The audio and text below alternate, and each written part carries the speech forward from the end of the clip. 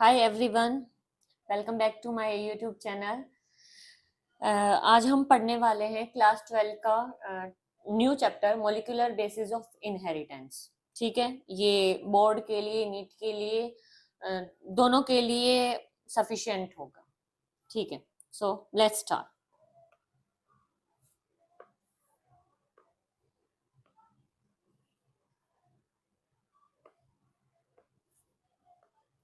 Molecular basis of inheritance.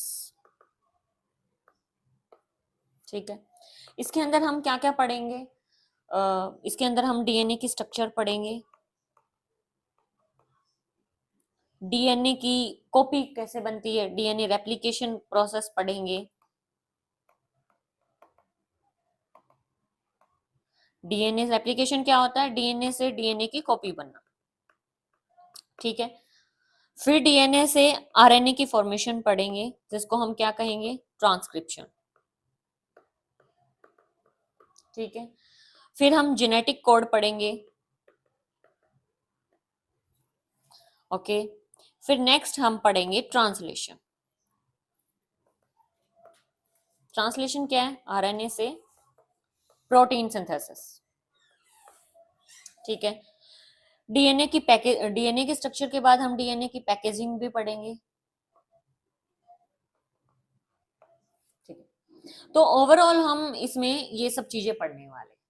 ठीक है, चलो थोड़ा सा एक बार एनसीईआरटी से स्टार्ट कर लेते हैं। देखो क्या बता रखा है इसके अंदर कि मेंडल का जो आप लोगों ने चैप्टर पढ़ा होगा, इससे पहला चैप्टर जो पढ़ा होगा, तो उसके अंदर मेंडल ने डिस्कवरी की थी जीन्स की। जब तक उसको पता ही नहीं था कि जीन्स क्या होते हैं, तो उसने उसका क्या नाम दिया था? फैक्टर नाम दिया था।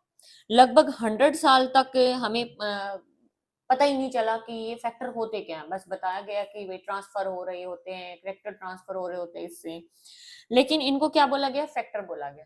फिर लगभग 100 इयर्स की डिस्कवरीज के बाद फर्दर पता चला कि भाई जो ट्रांसफर हो रहे होते हैं वो जीन्स हैं, और वो जीन्स क्या ट्रांसफर करते हैं? जेनेटिक मटेरियल ट्रांसफर करते हैं।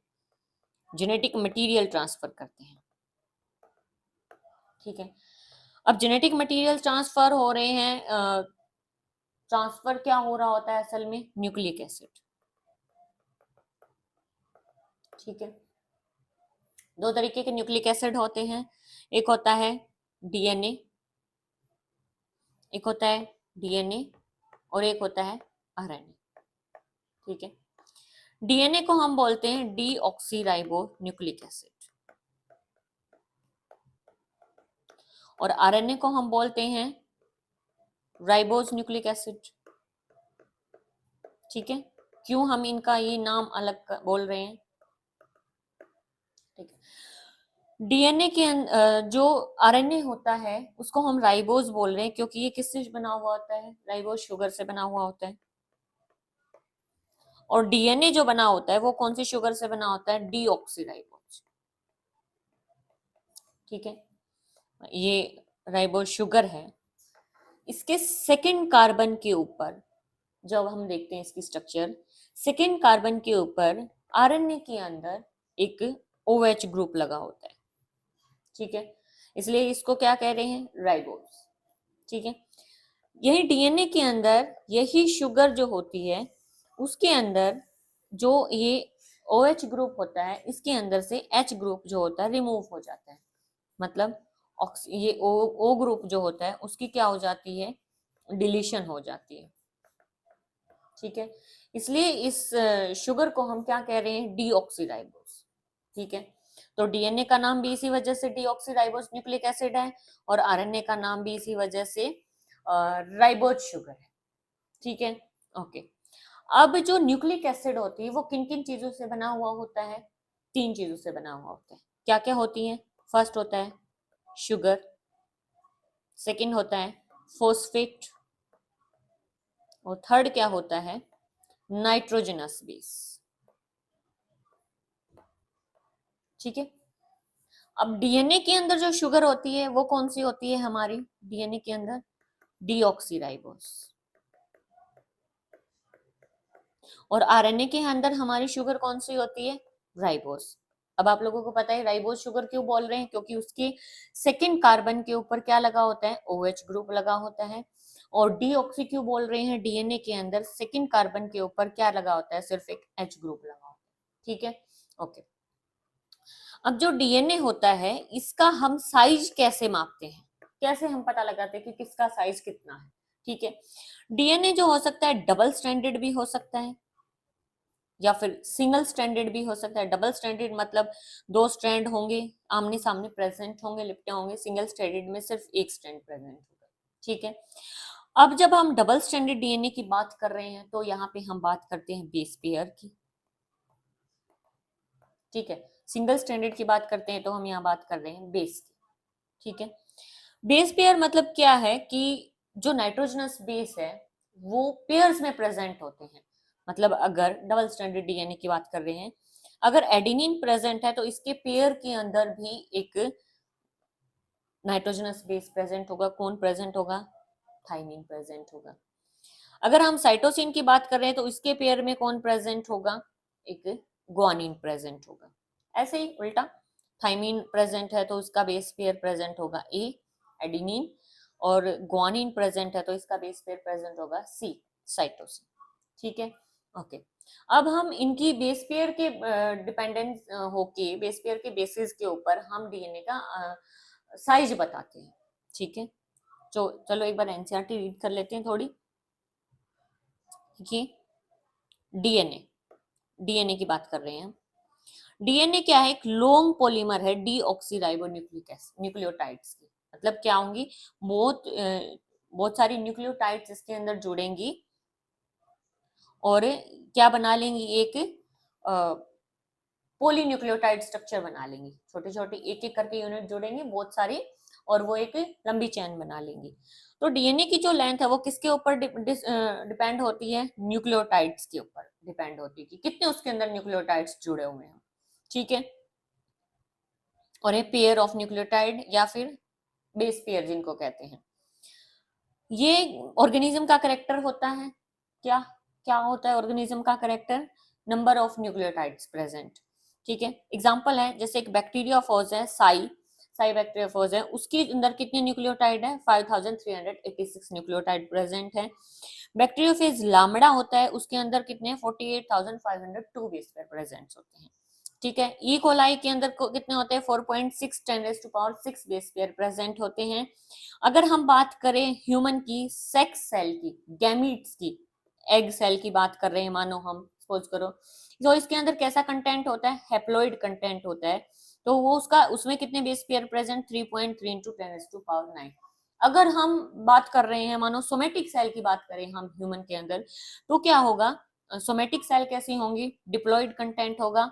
तो ये जो बेस पेयर्स जो मैंने लिखे हैं यहाँ पे दिखाए हैं, ये क्या हो जाएगा? कंटेंट भी डबल हो जाएगा।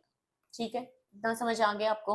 ओके, नेक्स्ट है स्ट्रक्चर कैसे बनती है पॉलीन्यूक्लियोटाइड्स की। तो पॉलीन्यूक्लियोटाइड्स की जो चेन की जो स्ट्रक्चर होती है वो कैसे बनती है? किस किस से मिलके बनी होती है? अभी हमने किया था कि किस किस से मिलके बनी होती है हमारी पॉलीन्यूक्लियोटाइड चेन की स्ट्रक्चर्स। एक होता है शुगर, एक होता है फॉस्फेट, और क्या होता है? Nucleotide, nitrogenous base pair.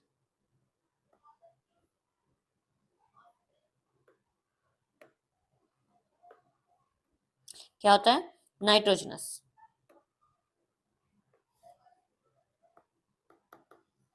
ठीक है, अब जैसे हमने शुगर किया था ना कि शुगर होती है वो दो टाइप की होती है, एक होती है राइबोज शुगर और एक होती है डीऑक्सीराइबोज शुगर। ठीक है, ऐसे ही नाइट्रोजनस बेस पेयर्स भी जो होते हैं, नाइट्रोजनस बेस भी होते हैं, वो भी दो टाइप के होते हैं। एक होता है प्यूरिन और एक होता है पाइरीमिडीन। ठीक है, प्यूरिन क्या है? देखो, नाम छोटा दर्शन बड़े। मतलब क्या कहने का कि इसका नाम तो छोटा है। पहले हम पाइरीमिडीन से स्टार्ट करते हैं। पाइरीमिडीन का देखो नाम काफी बड़ा दिखा रहा है, पाइरीमिडीन नाम बड़ा है, इसके दर्शन छोटे। इसका मतलब क्या होगा? जो पायरिमिडीन है इसके अंदर कौन आता है, सारे वाई आता है जिनके अंदर वो होते हैं साइटोसिन, थाइमीन। अगर हम बात करें आरएनए की तो यहाँ पे थाइमीन की जगह पे आ जाता है यूरासिल। ठीक है, ओके। अब प्यूरिन है, प्यूरिन के अंदर कौन कौन आता है, ग्वानिन, एडिनिन। ठीक है, ओके। प्यूरिन के अंदर कौन कौन आया, ग्वानिन और एडिनिन आया। पायरिमिडीन के अंदर साइटोसिन और थाइमीन आया। ठीक है, अगर आरएनए आ जाता है तो क्या होता है, थाइमीन की जगह पे यूरासिल आता है। ठीक है, पहले तो मतलब जेनेटिक मटेरियल के अंदर जो थाइमीन था वो पहले था ही नहीं, पहले यूरासिल ही होता था, लेकिन यूरासिल के अंदर मॉडिफिकेशन करके क्या बनाया गया, थाइमीन बनाया गया। ठीक है, क्लियर है यहां तक, ओके। नेक्स्ट आता है हमारा, कैसे स्ट्रक्चर बनती है एक डीएनए की। डीएनए की स्ट्रक्चर कैसे बनती है, पीछे एक शुगर फॉस्फेट की चेन चल रही होती है। ठीक है, पीछे एक शुगर फॉस्फेट की चेन चल रही होती है, फिर इस शुगर से एक नाइट्रोजनस बेस लगा होता है। सपोज करो हमने एडिनिन लगा दिया, यहाँ पे सपोज करो हमने थाइमीन लगा दिया, यहाँ पे हमने साइटोसिन लगा दिया। ठीक है, ऐसे ही अब डबल स्ट्रैंडेड डीएनए होता है,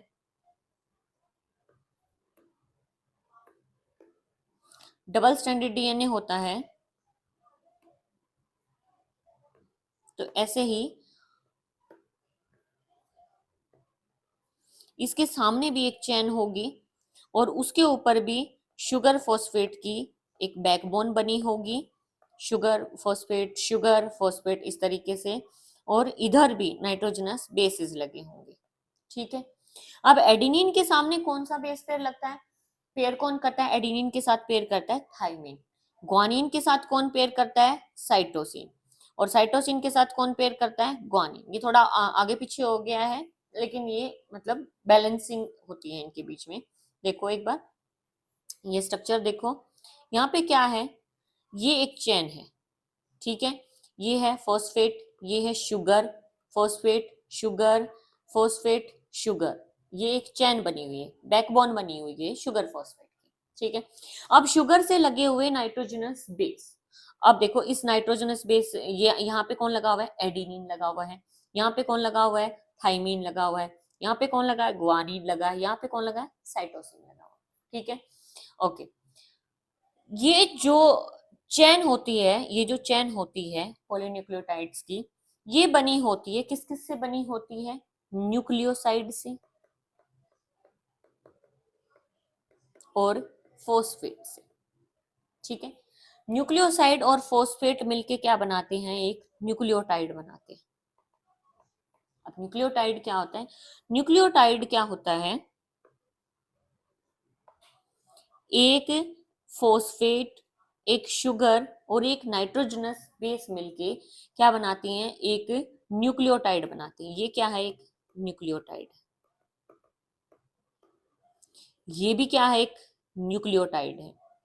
ये भी क्या है, एक न्यूक्लियोटाइड है। ये भी क्या है, एक न्यूक्लियोटाइड है। ठीक है,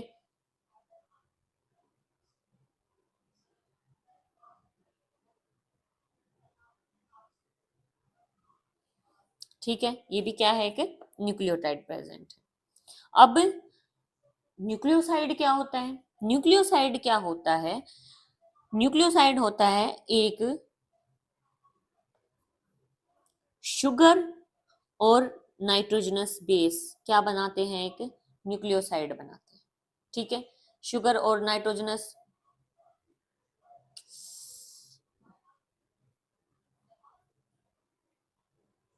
ये हट क्यों नहीं रहा,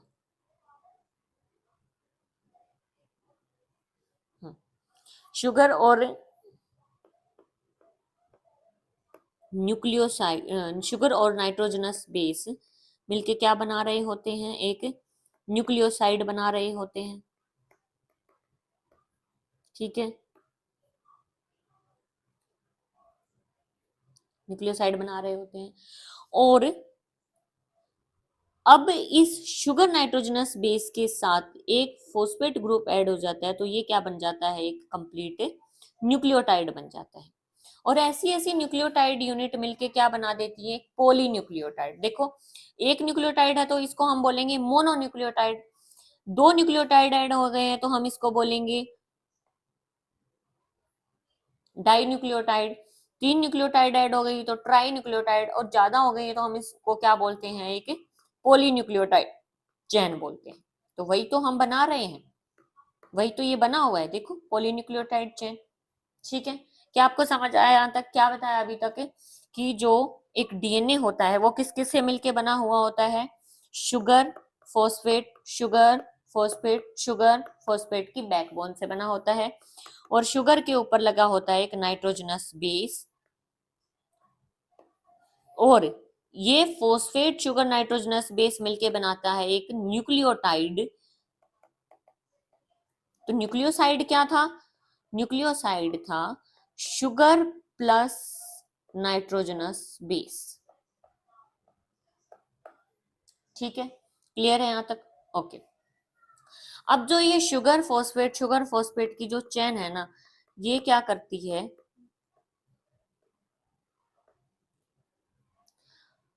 डायरेक्शन देती है। क्या डायरेक्शन देती है कि ये है 5 प्राइम, ये है 3 प्राइम। ठीक है, इन चेन के ऊपर लोकेशंस लगी होती हैं, इनको कहते हैं प्राइम। ठीक है, 5 प्राइम क्यों बोल रहे हैं, 5 प्राइम इसलिए बोल रहे हैं, जो फॉस्फेट ग्रुप होता है वो शुगर के कार्बन नंबर 5 के साथ जुड़ा हुआ होता है। ठीक है, शुगर के कार्बन नंबर 5 के साथ जुड़ा होता है। दोनों साइड इधर और इधर एक एक फ्री ग्रुप होता है, फ्री एंड प्रेजेंट होता है। इधर कौन जुड़ा होता है, OH ग्रुप जुड़ा होता है। ये OH ग्रुप यहाँ पे इस डायरेक्शन को, इस जगह को हम कहते हैं 3 प्राइम लोकेशन। 3 प्राइम क्यों कह रहे हैं, क्योंकि ये जो OH ग्रुप जुड़ा हुआ है ये शुगर के कार्बन नंबर 3 से जुड़ा हुआ। ठीक है, इसलिए इस जगह को हम क्या कह देते हैं, इस एंड को हम क्या कह देते हैं, 3 प्राइम एंड, और इस एंड को हम क्या कह देते हैं, 5 प्राइम एंड। ठीक है, क्लियर है यहाँ तक? ओके।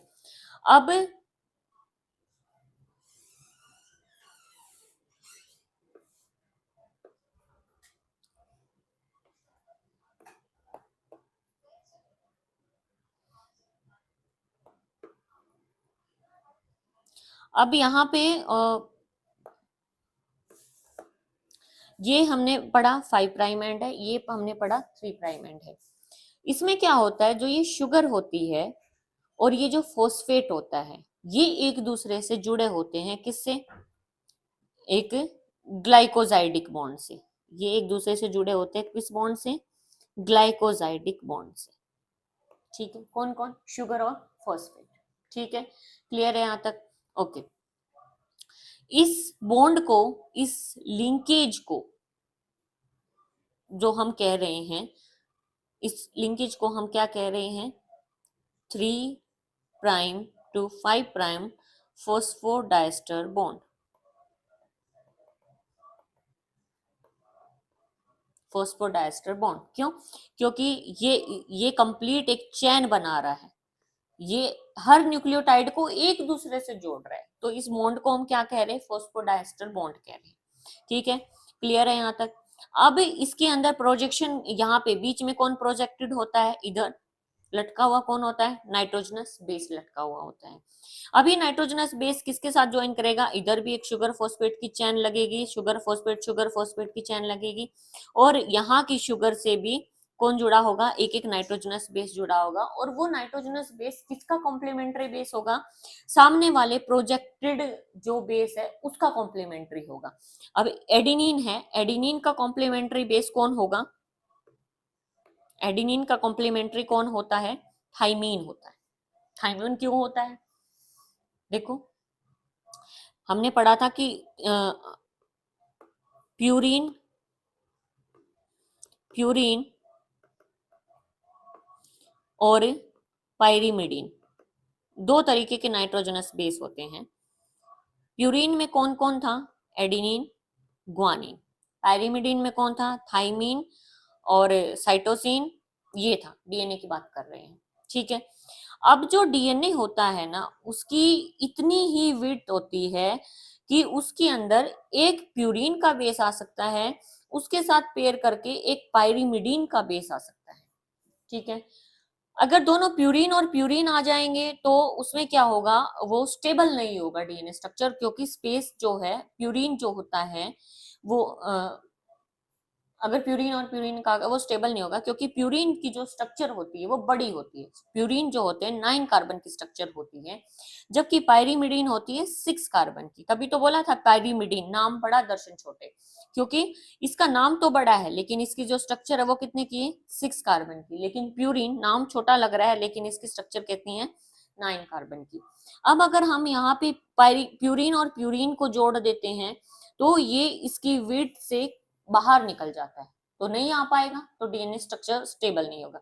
अगर हम यहाँ पे पायरीमिडीन और पायरीमिडीन जोड़ देते हैं तो यहाँ पे ये पूरी विड्थ के अंदर नहीं आ पाएगा, पूरे डीएनए के अंदर, गिर्द के अंदर नहीं आ पाएगा। और क्या होगा, यहाँ पे खाली स्पेस बचने की वजह से भी ये जो डीएनए की स्ट्रक्चर है वो क्या हो जाएगी, अनस्टेबल हो जाएगी। तो इसलिए क्या होता है, प्यूरिन से पायरीमिडीन पेयर करता है। ठीक है, ताकि डीएनए की जो स्ट्रक्चर है वो कैसी हो सके, स्टेबल हो सके। तो अभी देखो एक बार रीड करते हैं, chemical structure of polynucleotide and DNA या आरएनए। न्यूक्लियोटाइड के 3 कंपोनेंट होते हैं, एक क्या होता है नाइट्रोजनस बेस, जो कि हमने बताया था अभी, प्यूरिन और पायरीमिडीन 2 नाइट्रोजनस बेस थे। एक पेंटोज शुगर होती है, 5 कार्बन की होती है, जिसके अंदर डीएनए के अंदर क्या होता है, सेकंड कार्बन पे सिर्फ H ग्रुप होता है, और आरएनए के अंदर सेकंड कार्बन के अंदर OH ग्रुप होता है, तभी उनको राइबोज और डीएनए को डीऑक्सीराइबोज कहते हैं। ठीक है, फिर एक फॉस्फेट ग्रुप होता है जो शुगर फॉस्फेट की बैकबोन बना रहा होता है। 2 टाइप के नाइट्रोजनस बेस हैं, प्यूरिन और पायरीमिडीन है। प्यूरिन में एडेनिन ग्वानिन है, पायरीमिडीन में साइटोसिन, यूरासिल और थाइमिन है। साइटोसिन तो दोनों में ही कॉमन है, डीएनए में, आरएनए। थाइमिन कहाँ प्रेजेंट होता है, थाइमिन प्रेजेंट होता है सिर्फ डीएनए में, क्योंकि आरएनए में थाइमिन की जगह पे कौन आ जाता है, यूरासिल आ जाता है। एक नाइट्रोजनस बेस जो होता है वो OH से जुड़ा होता है, तो a N glycosidic bond linkage to form a nucleoside. Nitrogenous base जो बैंड है वो किससे जुड़ा हुआ है, इधर ये देखो, ये नाइट्रोजनस और शुगर जुड़े हुए हैं। ये कौन सा बॉन्ड शो करती हैं, ग्लाइकोजाइडिक बॉन्ड। कौन सा, ग्लाइकोजाइडिक। और ये बॉन्ड कौन सा था, जो शुगर और फॉस्फेट जुड़े हुए हैं, ये कौन सा था, फॉस्फोडाइएस्टर बॉन्ड था। कौन सा था, फॉस्फोडाइएस्टर बॉन्ड। इनके बीच में कौन सा है, ग्लाइकोजाइडेट, और इनके बीच में कौन सा है, फॉस्फोडाइएस्टर बॉन्ड है। ठीक है, अब देखो, when a phosphate group is linked to OH of 5 carbon of a nucleoside through a phosphoester linkage, a corresponding nucleotide is formed। कह रहा है कि एक फॉस्फेट ग्रुप जब किससे जुड़ जाता है, OH ग्रुप से जुड़ जाता है, और न्यूक्लियोसाइड उसके अंदर ऐड हो जाता है। न्यूक्लियोसाइड कौन कौन है, एक नाइट्रोजनस बेस है और एक शुगर है। जब उसके अंदर फॉस्फेट ग्रुप ऐड हो जाता है तब ये कंप्लीट क्या बन जाती है, एक न्यूक्लियोटाइड बन जाती है। ठीक है, अब इनके दोनों एंड पे एक एक फ्री ग्रुप होता है, जैसे इधर कौन है, फॉस्फेट फ्री ग्रुप है, और इधर कौन है 3 एंड पे, OH फ्री ग्रुप है। ठीक है, इनकी इसकी वजह से क्या होती है, इनकी एंड बताए जाते हैं कि एक साइड क्या है 5 एंड और एक साइड क्या है 3 एंड। ये इसी वजह से बताए जाते हैं कि इधर का 5 एंड जो होता है 5 कार्बन पे जो है फॉस्फेट जुड़ा हुआ है, और इधर के 3 कार्बन पे OH ग्रुप जुड़ा हुआ है। ठीक है, इतना क्लियर हुआ। ओके, ये हमारी स्ट्रक्चर थी। अच्छा, जब तक ये न्यूक्लियोसाइड होते हैं तब तक हम इनको थाइमीन, एडिनिन ऐसे नहीं कह सकते। ठीक है, तब तक हम इनको ऐसे नहीं कह सकते, तब तक हमें इनको बोलना पड़ता है एडिनोसिन या फिर डीऑक्सी एडिनोसिन। एडिनोसिन हम कब बोल रहे हैं, जब आरएनए के अंदर है, आरएनए के अंदर जब न्यूक्लियोसाइड प्रेजेंट है तब हम इसको क्या कह रहे हैं, एडिनोसिन। लेकिन जब ये डीएनए के अंदर प्रेजेंट है तब हम इनके आगे डीऑक्सी ग्रुप लगा देते हैं, डीऑक्सी एडिनोसिन।